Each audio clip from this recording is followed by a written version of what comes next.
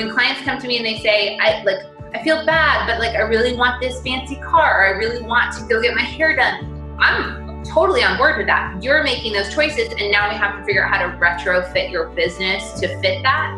But don't come to me and say, I want to make 6 figures, because I don't know what that means.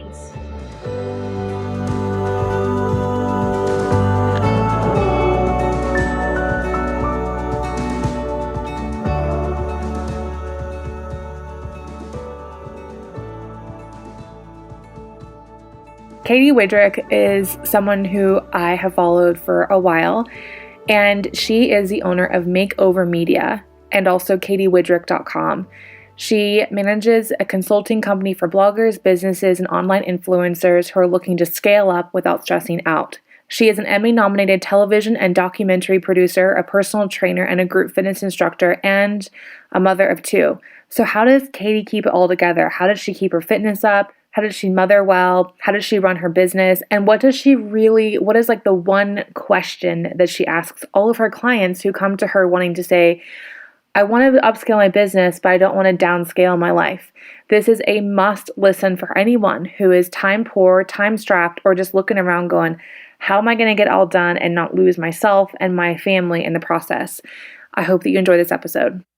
All right, Katy, we are here today to talk about getting your life and your biz organized. Now, I met you, 10 years ago? Oh my gosh, I met you almost as long ago as I got married. So it's like we're married. Like we're married without all of the riffraff of marriage. Right, exactly. Sometimes maybe our friendship is more enjoyable than marriage. Yeah.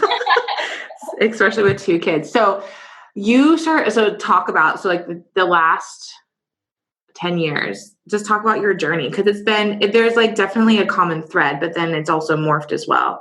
Because basically when I first started chatting with you, did you do the Healthy Living Summit? Did, yeah. Yeah. So you're all like food blogging, like how much yogurt you ate and what granola you were eating, right? Yeah.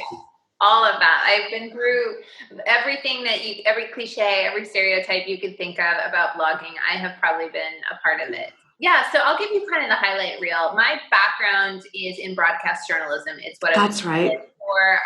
I sincerely thought that I was going to be on the air talking about sports, maybe the next Sports Center anchor. That was and it took me about a week or 2 into my college classes to realize that I am way too much of a control freak to have someone else tell me what to do and to write out what I was saying. And I discovered that there was this job called producer, and it was like the air traffic controller of television, or in really any media outlet. It was the person who wasn't on the air. You didn't hear that person talking, but they were really controlling everything from the story order. What came first? What was the lead story?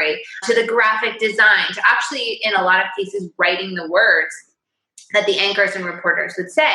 And I thrived on that. It sort of dove into my love of a to-do list. I'm very type A. I'm hyper organized. And so I loved being that kind of behind the scenes character, but really playing a starring role in the execution of a project. And in many ways, when I look back, I think that was really a testing ground for what I do now on the business side, because I would be told you have 30 minutes to go from here to here. What are you doing in that time? So really, like, producing for television translates really, really well to talking about project management for businesses and bloggers. And that was my background. I started out in local news and kind of hopped around to different markets here in America, and frankly burned out quickly, as happens to a lot of people in the media business. I was working an overnight shift. I had put on a significant amount of weight. I didn't feel good about myself. I didn't feel like I was helping the world. In fact, there were a lot of times when I thought, I'm really doing the opposite. Like, I'm not helping people. I'm bringing bad news. I'm all about the hustle. And if it bleeds, it leads. And what am I doing to feel really good at night? And the answer was not a lot. So I decided to leave the daily news business and had an opportunity to go with a really great team. I still work with them. I'm really passionate about what we do. It's a company called Growing Bolder, where it's really highlighting the stories of people in their 40s, 50s, and beyond who are doing great things, whether that is being of service to their community, being a master's athlete and sort of smashing stereotypes about what we can do with our bodies, building businesses. So I can, again, continue to work with that company. And through that, I really rediscovered a love of writing and of storytelling. So I started a blog, and I started it in 2007 on Blogspot. It was called sillytriggerpot.blogspot.com. That's what it was. Yes. You could not come up with a worse URL. You could not come up with worse ranking. I remember that now. Yeah, and I think my first posts were, I know I wrote one about Britney Spears, like connection between Britney Spears' latest music video and like the world at large. I know that I talked about really terrible recipes that I would make and took really terrible photos and put them on like, this is something you should make. And then in that, I was sort of going through this personal transformation too, where I had said, you know, I don't have any excuses anymore. I'm not working an overnight shift. I can control what I eat and how I move. And I'm sick of feeling at 27 like I'm 107.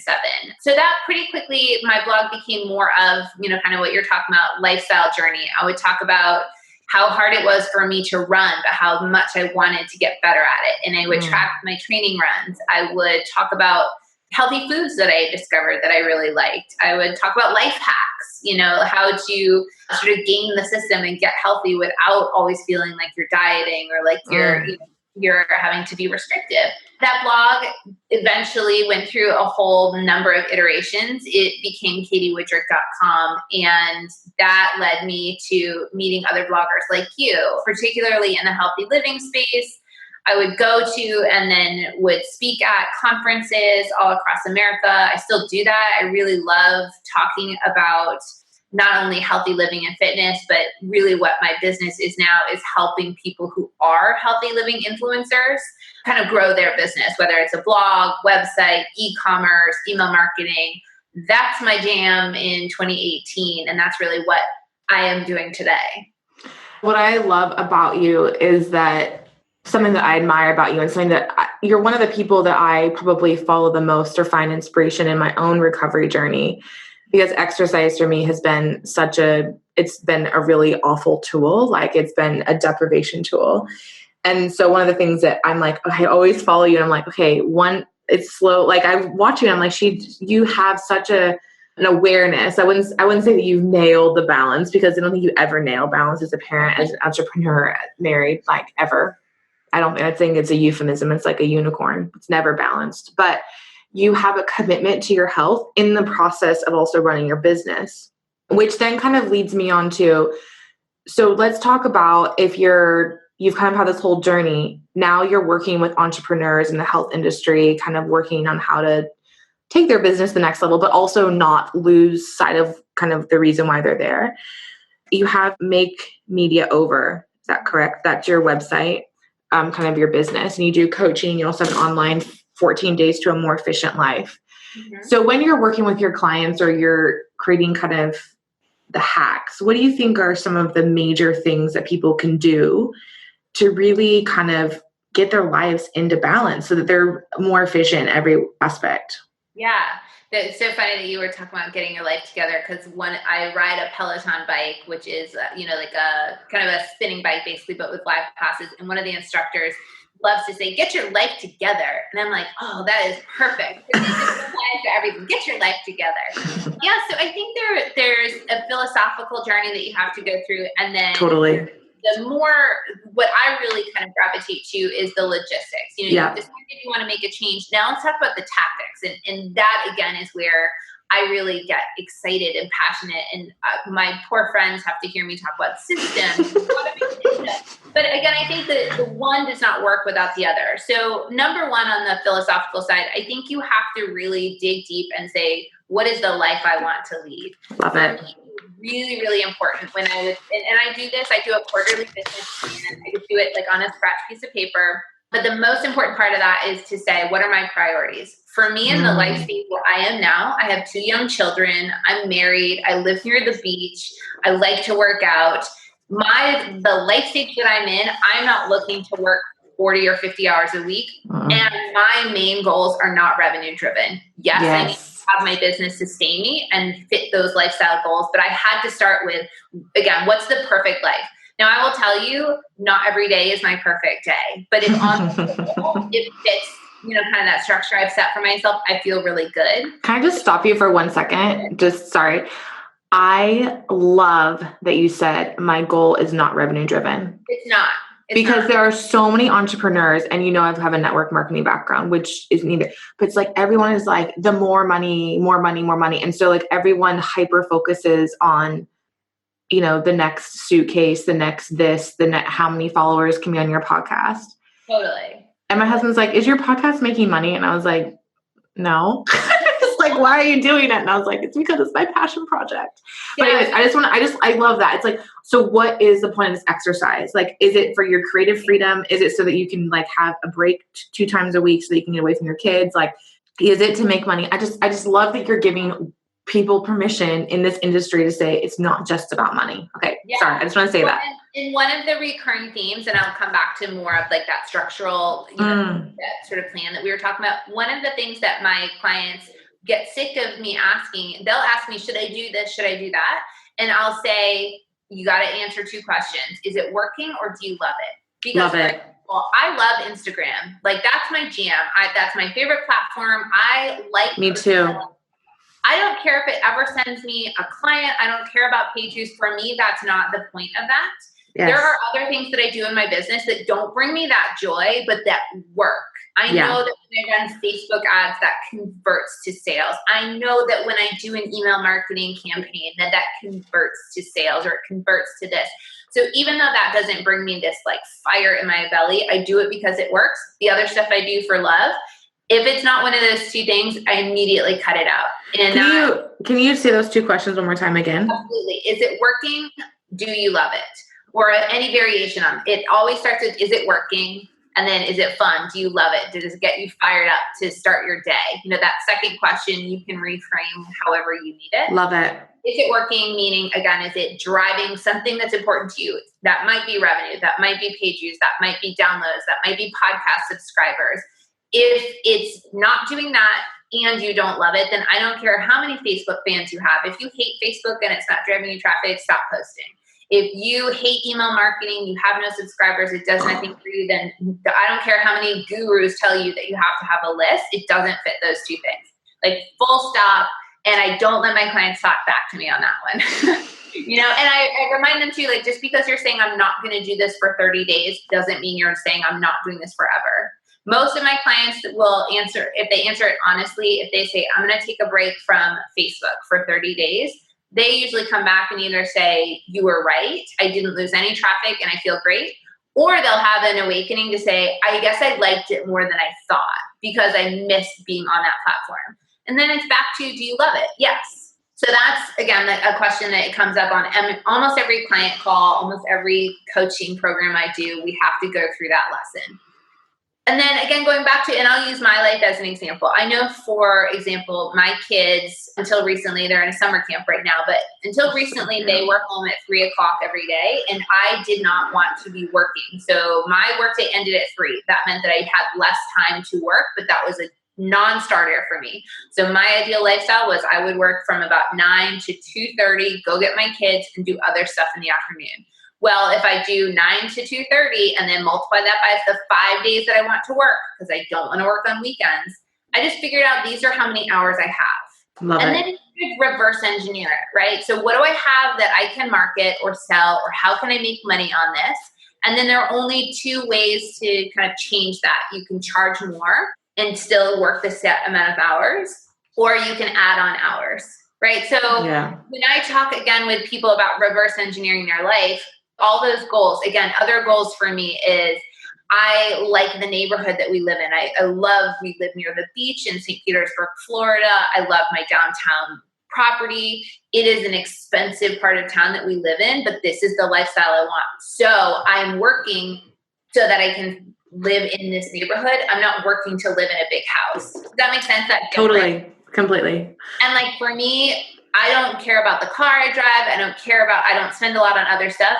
When clients come to me and they say, I feel bad, but like, I really want this fancy car, or I really want to go get my hair done. I'm totally on board with that. You're making those choices. And now we have to figure out how to retrofit your business to fit that. But don't come to me and say, I want to make 6 figures, because I don't know what that means. I don't know what that means for your life, I guess. I love that, because I think the thing, 6 figures is like, so you pull in 100 grand, but then you have expenses of 50. So you're left with about 25 after taxes. So like, you have to like, I love what you're saying, as opposed to saying like, how much money do you want to make? It's like, what type of life do you want to live? And what do you need to make that happen? Exactly. It's so much more powerful. And what am I not willing to give up? Like, again, when I'm looking at, I knew that I could have probably maybe not doubled my revenue, but come close if I had been willing to concede those hours in the afternoon. And if it had been, and again, like, no judgment, if it had been important enough to me to say, I want this bigger house, I want this fancier car, then I would have happily put my kids in a longer program. I would have happily hired a babysitter. But I'm like, it was making that intentional choice that for me in this life stage, in this moment, I would trade the fancier car for time with my kids. Now, again, don't get me wrong, like, I am not a smug mom. I take mommy timeouts. I send my kids away when I need them. Like, I love my children, but I'm not one of those moms that is like, I can't, no, my career is very important to me. My time in my business is very important to me. My kids drive me crazy on the daily. Like, I am not a sanctimommy saying that, like, I don't understand people. If you are like, I can't have my kids with me during the day, or like, I will spend time with them on the weekends. Right now in this life stage, my priority is paying for their private school or being able to shop at the fancy grocery store. You're not going to get any judgment from me. I think it just comes down to that intentional choice. And I don't like when people say to me, I need to make more money, or I want to get to this dollar amount, because that to me doesn't translate to why and how is that going to improve your life. I love that, because I think the thing that I'm realizing very quickly, and I talk about it a lot, like bang on about it, is like, happiness and joy doesn't come from acquisition. It comes from intention and action. Mm-hmm. So it's like, if you want more shit, like, what's the point of the exercise? Like, if the point of the exercise is like, well, I really want to do this because I'm putting my best foot forward and I'm really working hard and I feel very passionate. That's different than being like, I just need to have a Beamer, or I need to have hair extensions. Like, I really want hair extensions, but they're literally $1,000 in Australia. And I'm like, I don't think I can justify $1,000 every 12 weeks, like, that's a lot of money. But maybe one day when the season is different and there's extra income, I might just go and get hair extensions because I really want to get them. So it is about, I love what you talk about, intention and also permission. Like, if you want to have an extra, if you just decide, like, what do you want your life to look like? Maybe there might be some women who are on here who are like, I don't want to work because I want to be totally on with my children. Then great. Then release all the pressure on yourself to produce. There might be some women on here who are like, I really want to just nail it in my career, so I have to give it the next 2 years. Well, great. Hire an au pair that you love. Like, that's fine. So I love that permission, because there's so much, I feel like there's like so much perfection shaming in motherhood and careerhood, don't you think? Oh, totally. And again, like, I love your example of the extensions, because if you were well, no, but sincerely, if you were to have said that to me in a coaching call, then what I would say is like, let's go get you those extensions. But here's what that means. It means you need to generate $1,000 more a month to, like, as that trade-off to make you feel really good about that. So what do you have that can make you that 1,000? And that's where, like, when we talk about the tactical side of it, the logistics, love it. That's when I'll, again, reverse engineering. I know I keep overusing that phrase. No, I love it. That's when I go to you and say, okay, like, what do we have? What do you have currently? Is it a service? Is it a product? Is it something? And how many of that do you have to sell? And I do this, I think I call it the bucket strategy. I do this all the time. So I'll look at and I have monthly goals. I do good, better, best goals. Good is like, I love that. Cover my expenses and make enough that I can, like, pay the base, like, pay myself basically my, like, lowest base salary that I can justify. Better and best, I'm always shooting for better and best. Like, if I get to my good goal, I'm breathing easy, but I'm not thrilled, I'm always shooting for better and best. And so I'll look at my monthly revenue and say, I'm $1,000 short of where I want to be. Okay, what do I have? Well, I have an ebook. I have this. I have an affiliate program. I could offer of, two $500 search engine optimization audits. Now, again, the trade-off might be that I have to add 5 hours onto my work this month. Yes. But again, I'm not just like trading hours for dollars willy-nilly. I'm saying, this is the specific goal. This is the thing I have. And here's how many of those I have to sell. I love this because I feel like sometimes women in the entrepreneurship world get a little bit woo-woo and they forget like the logistics. So like, do you know what your revenue is? Like, stop, complaining that you're not bringing clients in or you're not making revenue. It's like, so what do you have to offer? Like, what are you offering? How are you offering that? Even me, like, it's one of the things that I've struggled with the most in the entrepreneurship journey is stop creating stuff and just repurpose stuff. Like, I just bought your ebook today because I'm like, holy crap. Like, there's like that's $15 US. So it ended up being like 23 Australian, which is like a cup of coffee in Australia. I'm not kidding. And like a muffin. But like, I was just looking at it, skimming over, and I was like, oh my gosh, you are so good. Like, just knowing like what blog posts are like slaying it, and like, don't work harder, work smarter. Yes. Oh my gosh. Like that really is at the end of the day what I'm trying to do. Because if I have said the lifestyle that I choose is 6 hours of work a day, let's just say that's what it is, then I need to maximize those 6 hours, because what I can't do is put my kids to bed at night and go, 4 of those were good working hours, 2 were like scrolling Instagram. So I have to get smart. Or like, the power of saying no for me has been transformational. I wouldn't say I'm a people pleaser. I'm not. But I think especially women, especially entrepreneurs, we have this idea of scarcity. Like, if I say no to this, then it will never be. Never. Yeah. If I say no to that speaking opportunity, that like, oh my gosh, what a chance to talk in front of 1,000 people. Well, I can't do it because my kid's birthday party is this week. If I say no, and like, I have come to realize that that's not the way the universe works. No. And just because you are saying no to something now doesn't mean you're saying no forever. That for me manifests a lot in, I used to just say yes to every client that came in, and every new business owner has to do it. Like, if that's the stage that a listener is in right now and is like, I just have to say yes, girl, get it. Like, I did it. We all do it. You will get to a point though where things will stabilize a little bit.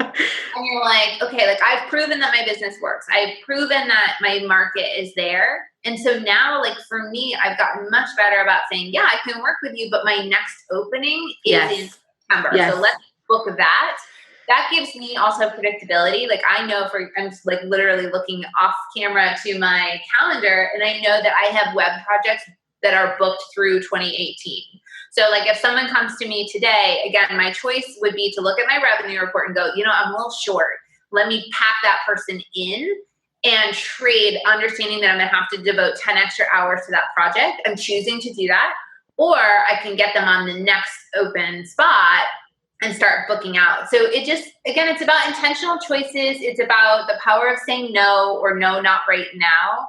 And in understanding this is very woo, but in really believing that the universe matches people up with opportunities at the right time.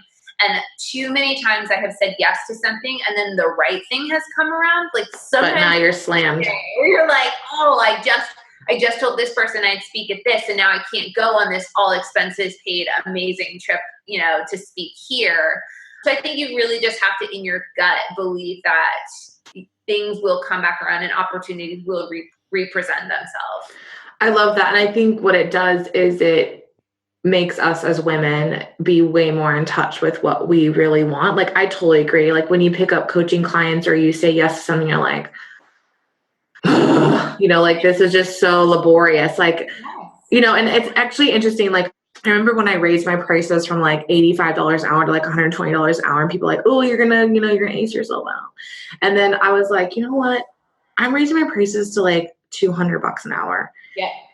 And like, yeah, I may not have as many people coming in, but it's like the people that are coming in now are like totally committed to the process. Absolutely. Because the investment now is not just like, oh, it's a $400 a month Australian, which is, like $225 American. It's not like, oh yeah, I can kind of like, that's $100 a week. we can make it work. Now it's, now it's like $150 a week. And so like, when the ironic thing behind that is not only are you saying no to things that you're like, But then you also can see your own value and your own worth. And that's scary because you're going to raise your prices, but then people actually invest in it more. It's the craziest thing. Well, it's like clothes, right? Like when I was 20, Yes. I was 21 and I was shopping at, like that. And I was definitely more about like, how many things can I get? And they would break. The quality was terrible.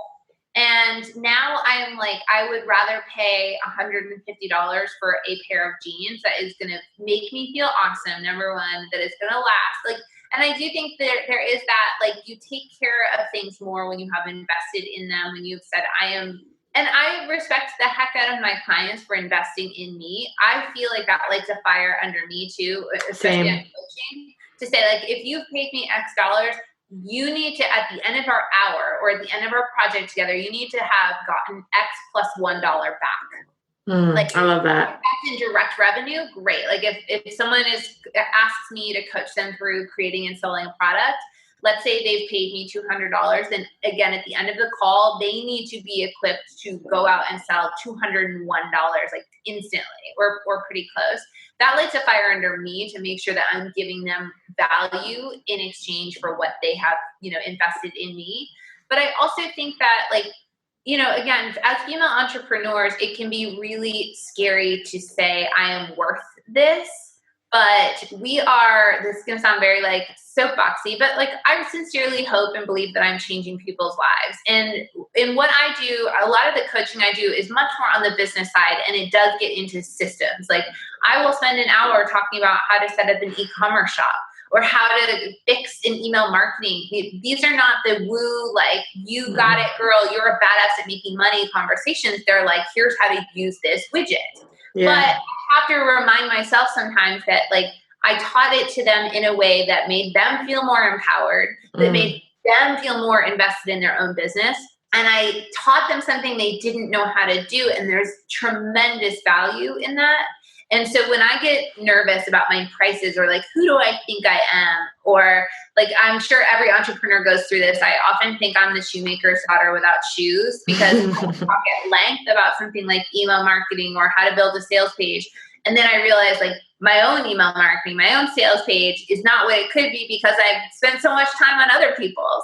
So I have to remind myself that that's okay too, right? Like totally. It's okay that I've chosen to invest my time and energy in helping other people build their business.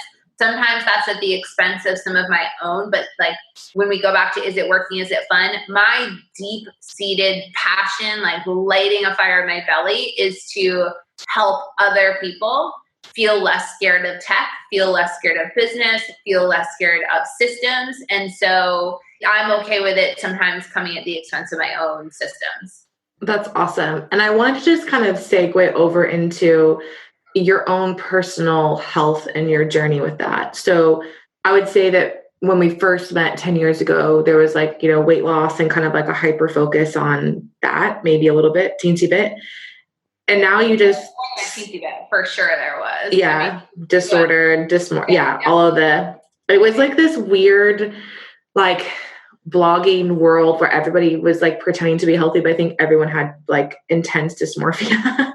Oh, 100%. And I will say I have to like, it's sort of like my parenting journey is that I've had to really come to grips with being forgiving of the person that I was in the past, but also forgiving of my community, because I'm sure there are always exceptions, but for the most part, I think we all in that moment thought that we were doing the right thing.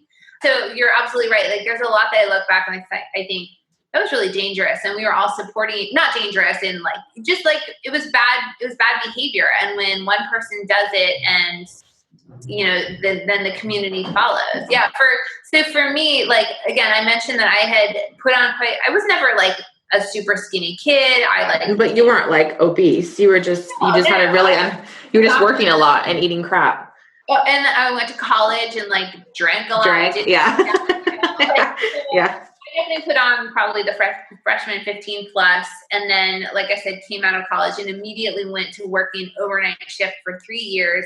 I used to drink wine as like a NyQuil. Like I would drink a glass of wine at 7 a.m. so that I could fall asleep. And so it's just like bad behaviors like that in the moment, I had to do it. Again, I'm trying to be really forgiving of that person because that's what was happening.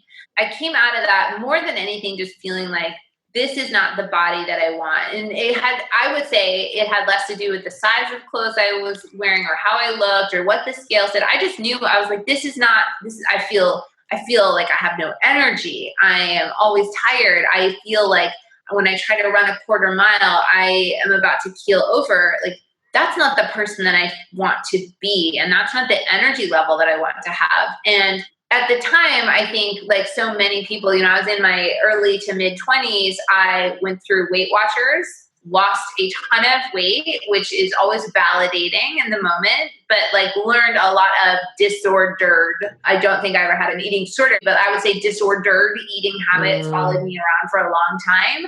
Yeah. Looking for like fake foods. What can I eat that has a lot of dietary fiber, or like, what uses artificial sweeteners instead of real whole ingredients. I played that game for a long time, and so did people in our circles. It was that healthy living that wasn't actually healthy. How few calories can I eat? And then we were all like, that was also when I was training for half marathons. It was when I was, doing a lot of intense workouts and never really made the connection. Kind of a sidebar, but definitely connected to this. I had a real awakening when my husband and I were ready to start having, trying to have our first child. And I realized that I wasn't getting my period.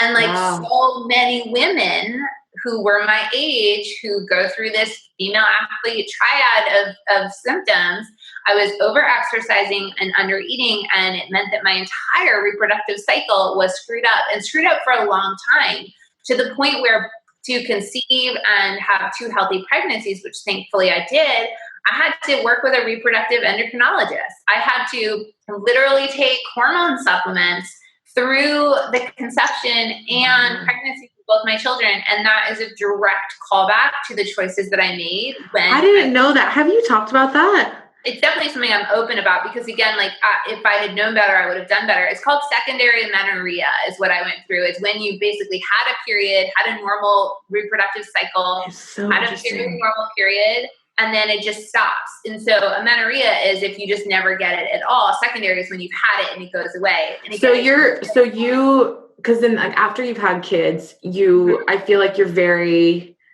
fluid with your eating. You work out, like you slay it in Orange. We don't have Orange Theory Fitness, whatever the hell you do. Like, we don't have that in Bunbury.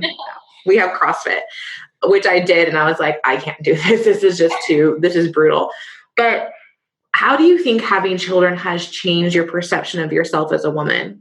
Yeah. Oh my gosh. Such a good question. Well, again, this sounds like a very minor point, but for me, it was important. So I went through this awakening of like, wow, the behavior patterns that I had directly impacted one of the most important things to me as a woman. For me, the choice to become a mother, the fact that was even sort of in question, or that it was more of a challenge than it should have been. I struggled with a lot of guilt and kind of negative feelings about what I had done. And then I get pregnant, right? So I go through all these hoops to get and stay pregnant. For me, that was frankly the harder part, because of this condition I had. I had to go on hormone supplements to be able to sustain a healthy pregnancy.